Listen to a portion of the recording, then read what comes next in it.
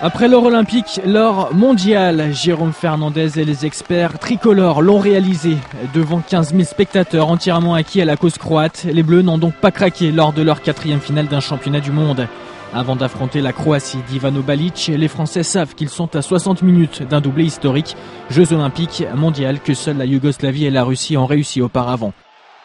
Le début de rencontre entre les deux meilleures équipes du monde est serré. Ivan Kupic est le premier buteur. Cédric Sorindo répond du tac au tac. Engagement, intensité physique, le duel tient ses promesses. Et malgré son angle difficile, on le rappelle, droitier à droite, il marque Jérôme Fernandez. Ouais, regardez Jérôme Fernandez très fort intérieur et puis il se retourne, il arrive encore à se repositionner un petit peu comme un arrière droit.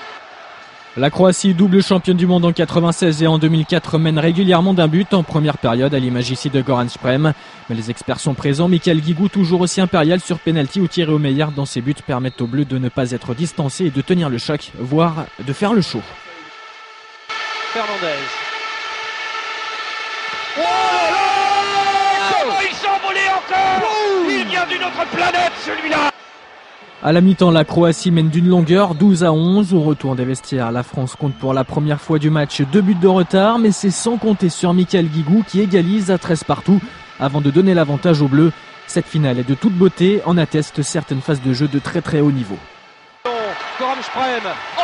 Et il est là le poste. Ça y est, il est lancé. Ah ça y est. Ah, vous le sentez là comme Ouais, il est lancé. Oh, il est lancé.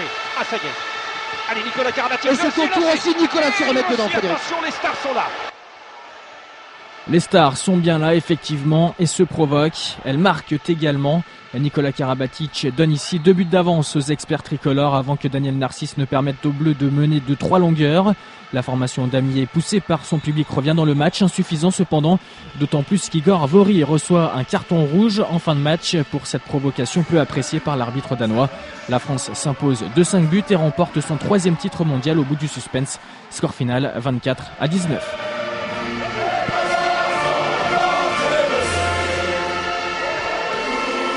C'est magnifique de gagner dans une salle acquise à la cause des Croates.